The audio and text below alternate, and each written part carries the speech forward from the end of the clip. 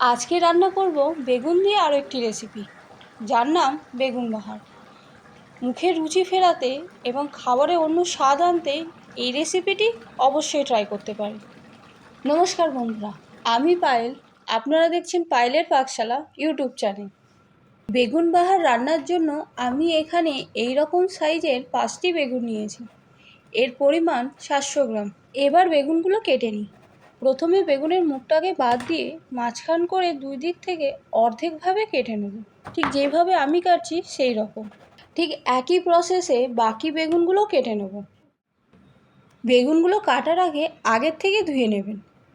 এবার এই প্লেটে 1 চামচ হলুদ ও 1 চামচ লবণ দিয়ে ভালো মতন বেগুনের সাথে মাখিয়ে নেব। ভেতরের মধ্যেও লবণ ও হলুদ দিয়ে ভালো মতন মাখিয়ে নেব, যাতে লবণ ও হলুদ ভেতরে খুব ভালো মতন প্রবেশ করতে পারে।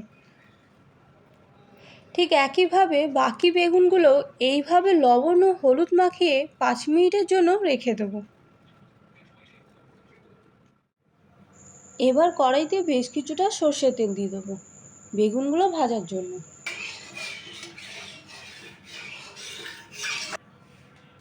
তেল বেশ ভালো মতন গরম হয়ে গেলে বেগুনগুলো এবার দিয়ে দেবো।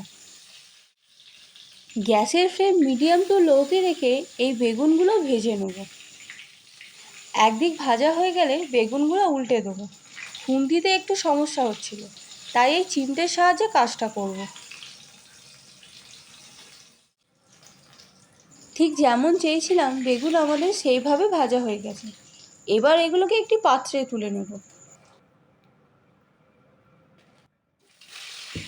এবার ঠিক একইভাবে বাকি বেগুনগুলো আমরা ভেজে নেব। বেগুনগুলো এইভাবে ভেজে নিলে রান্না করতে অনেকটাই সুবিধা হয়ে যায়। সম্পূর্ণ বেগুন ভাজা আমার কমপ্লিট। কড়াইতে একটু তেলের পরিমাণ বেশি, এটাকে একটু কমিয়ে নেব। ওই তেলের মধ্যে 1 চামচের মতন গাওয়া ঘি দিয়ে এর মধ্যে ফোড়নের জন্য দেবো 3টে ছোট এলাচ, 3টে লবঙ্গ, হাফ ইঞ্চির মতো দারচিনি, একটা ছোট স্টার। ফোড়নের পর দিয়ে দিচ্ছি স্লাইস করে কেটে রাখা পেঁয়াজ। এখানে 3টে মাঝারি সাইজের পেঁয়াজ আছে। একটু নাড়াচাড়া করে দিয়ে দেবো সামান্য লবণ। লবণ পেঁয়াজের সাথে ভালো মতন মিশিয়ে দিয়ে দেবো আদা রসুন ও কাঁচা লঙ্কা বাটা। এই বাটা মশলাগুলো খুব ভালো মতন কষিয়ে নেব। কষানোর পর দিয়ে দেবো কিছু গুঁড়ো মশলা, যেমন 1 চামচ হলুদ গুঁড়ো, 1 চামচ জিরের গুঁড়ো, 1 চামচ ধনের গুঁড়ো, 1 চামচ লাল লঙ্কার গুঁড়ো, ওর কালারের জন্য 1 চামচ কাশ্মীরি লঙ্কার গুঁড়ো।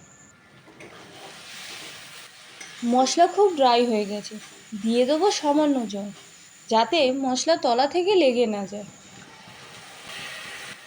এবার খুব ভালো মতন কষিয়ে নেব।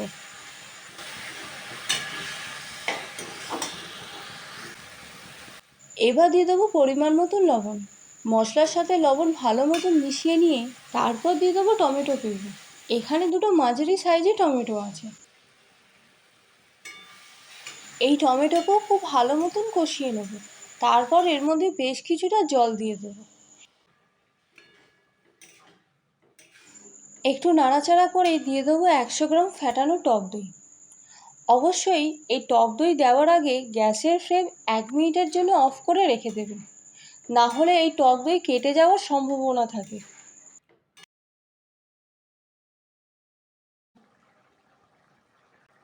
এবার দিয়ে দেবো চিনি 1 চামচ।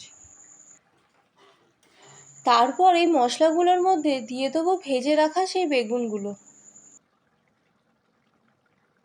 এবার এই হাতা দিয়ে ঝোল তুলে বেগুনের মধ্যে দিতে থাকবো, যাতে বেগুনের ভেতরে ঝোল খুব ভালো মতন মিশতে পারে।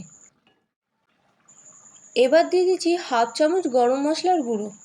তারপর নাড়াচাড়া করে নিলেই রেডি হয়ে যাবে আজকের রেসিপি বেগুন বাহার।